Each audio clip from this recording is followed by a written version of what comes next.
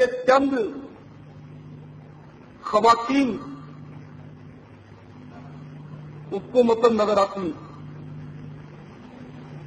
اور تندور میں ہاتھ بنا کر ایک نے وہ سر نکالا. اب جب سر نکلا تو وہ خولید بن یزید کی بیوی تھی، اس نے دیکھا کہ یہ نور جو تھا اس سر سے پھوٹ رہا تھا، اس کی شعائیں. اور بھی حیرت ہوئی، اور یہ عورتیں اتنی، اور یہ ایک مطلب جیسے اتنا میں ہو گئی. بعض اوقات مطلب ہے کہ ایسے واقعات ہوتے ہیں کہ یا تو خواب میں نظر آتے ہیں بیداری میں، وہ بیداری میں دیکھ رہی تھی.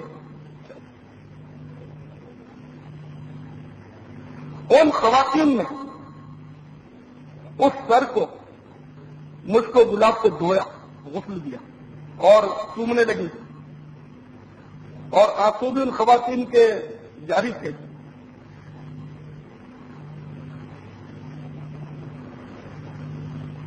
ایک خاتون نے انہی میں سے اس سر کو سینے سے چمٹا لیا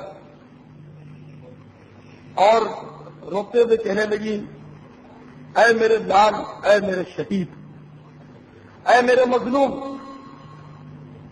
اللہ عز و جل بروز جزا تیرا انصاف ضرور فرمائے گا، اور میں جب تک تیرا خون بہا نہ دے دوں گی سنگرے عرش نہ چھوڑوں گی. پھر ان خواتین نے سر دوبارہ تندور میں رکھ دیا اور وہ یکایک نظروں سے اوجھل ہو گئے، اور اب وہ نور بھی نظر آنا بند ہو گیا. میں بالکل جو عام سما ہوتا وہ ہو گیا، سارا سما جو تھا اس پر پردہ پڑ گیا. تو یہ خاتون جو تھی خولید بن یزید کی زوجہ رضی اللہ عنہا، یہ آگے بڑھتی ہے، آگے بڑھی اور تندور میں انہوں نے ہاتھ ڈالا اور اس سر کو نکالا اور غور سے اس چہرے کو دیکھنے لگی. تو چونکہ انہوں نے نواسہ رسول، جگر گوشہ بطول، امام علی مقام کی زیارت پہلے 12 کی ہوئی تھی، تو دیکھتے ہی پہچان گئی کہ ارے یہ تو حسین کا سر ہے. ایک دم مطلب اس کے منہ سے چیخ نکل گئی اور وہ گر کر بے ہوش ہو گئی. اب بے ہوشی کے عالم میں اس نے خواب دیکھا کہ چند بزرگ تشریف لے آئے اور فرمانے لگے، تم فکر نہ کرو کہ تمہارے شوہر کے جرم میں تم کو کوئی سزا نہیں دی جائے گی. ان بزرگوں سے اس خاتون نے خواب ہی میں پوچھا کہ ابھی ابھی میں نے کچھ خواتین کو دیکھا تھا، تو یہ کون خواتین تھیں، اور جس نے مطلب سینے سے لگا کر اس طرح کے جملے کہے تھے میرے شہید، میرے لال، یہ خاتون کون تھی کہ میں ان کو پہچان نہیں پائی. میں نے برابر ان کے چہرے نہیں دیکھے.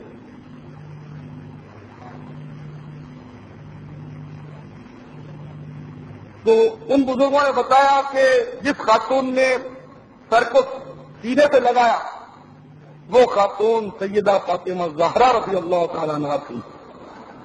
ان کے ساتھ جو کھڑی تھی ان کی امی جان ام المومنین خدیجہ الکبریٰ رضی اللہ تعالیٰ عنہا تھی، اور ساتھ ہی ساتھ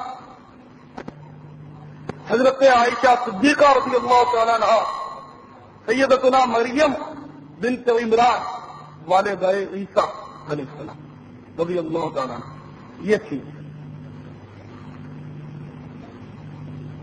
بس انہوں نے جب بتایا کہ پورا پورا خواتین کی تعارف کرا دیا اور فوراً اس کو ہوش آ گیا. اب جب ہوش آیا تو اس نے سر اقدس کو چوما، آنکھوں سے لگایا اور تعظیم و تکریم کے ساتھ بلند مقام پر سر مبارک کو رکھا اور غصے میں بکھری ہوئی، بھنائی ہوئی اپنے شوہر کے پاس پہنچی، خولید بن یزید کے پاس، اور اس کو ایک دم جھڑک کر اور ہلا کر اس کو جگایا اور غصے سے چیختا ہو کر کہنے لگی، مردود، تو نے تو مجھ سے کہا تھا کہ یزید کے باغی کا سر ہے،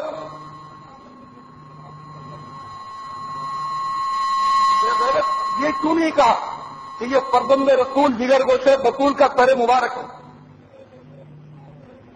اور تو نے نبات رسول کو قتل کیا؟ ظالم اٹھ اور دیکھ کہ ملائکہ کے گروہ در گروہ آ کر سر مبارک کی زیارت کر رہے ہیں. زمین و آسمان میں آؤ خدا کا شور ہے. بس آگا فراق و بینی و بینی، اب تیرا میرا ساتھ ختم ہوا. میں قاتل حسین کے ساتھ نہیں رہ سکتی. میں کچھ سے دنیا اور آخرت میں بیدار ہوں. اور خبردار، اب تیرا مجھ سے کوئی واسطہ نہیں تو مجھے ہاتھ نہیں لگا سکتا. نہ تو میرا شوہر نہ میں تیری بیوی.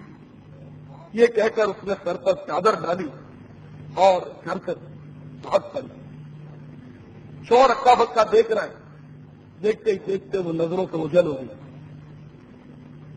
روایت میں کہ پھر وہ خاتون کبھی کسی کو نظر ہی نہیں آئی رضی اللہ تعالی عنہا.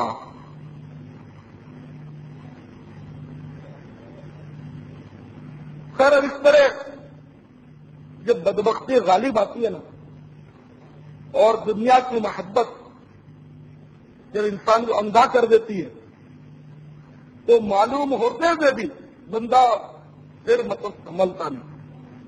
خالد بن یزید پر اپنی بیوی کے اس طرح بھاگے جانے کا کوئی اثر نہیں ہوا اور بہرحال وہ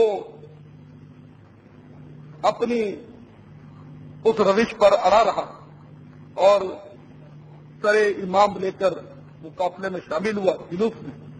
اور اب یہ جلوس کی صورت میں ابن زیاد بدنیاد کے پاس چل دیے. نہ صرف سروں کا قافلہ ہے، ساتھ ہی وہ تاراج کارواں بھی ہمراہ ہے. خواتین، وہ خواتین جن کی چادریں بھی غیر محرم نہ دیکھ سکتے تھے، ان کو ان ظالموں نے اونٹ کی ننگی پیٹھوں پر سوار کیا ہوا تھا اور کئی خواتین کو ساتھ سوار کیا تھا.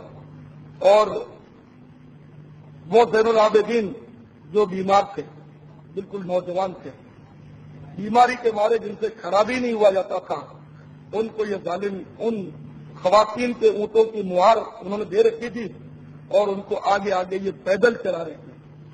اور عابد بیمار رضی اللہ تعالیٰ عنہ گرتے پڑتے مجبوراً چلے جا رہے تھے. آنکھوں کے آنسو جاری تھے اور بڑی مظلومیت اور بے کسی کا عالم تھا اور امتحان تھا. اللہ کی بے نیازی. بعد یہ قافلہ چلتے چلتے شام کے وقت کسی منزل پر آ کر رکا. تو چونکہ انہوں نے اہل بیت کے سارے قافلے تو لوٹ لیا تھا، سارا سامان اسباب سب لوٹ لیا تھا، تو اسی لوٹ مار کا ایک اونٹ جو اہل بیت کا تھا اس کو ان ظالموں نے شام کے وقت ذبح کیا تاکہ مطلب اس کو کھائیں. جب اس کا گوشت انہوں نے پکا لیا اور جب یہ کھانے کے لیے بیٹھے تو وہ گوشت سب کا سب جو تھا وہ خون بن گیا اور اس میں سے آگ کے شعلے نکلنے لگے. تو پھینک دیا اور کھجور کا پانی وانی پی کر ان لوگوں نے گزارا کیا. مزید آگے بڑھے.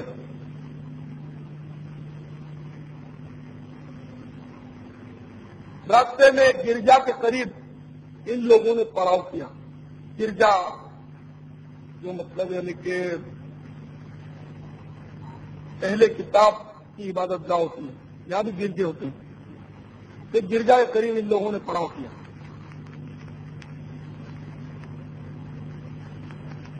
اور سرحائے مبارکہ جو نیزوں میں بلند تھے ان کو مطلب ان لوگوں نے گرجا کی دیوار سے ٹیک لگا کر کھڑے کر دیے.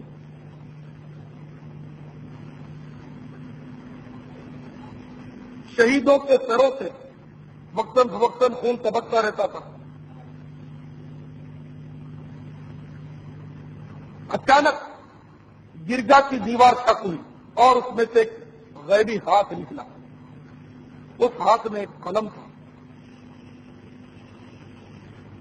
اس ہاتھ نے اس لوہے کے قلم کو خون شہداء میں تر کیا اور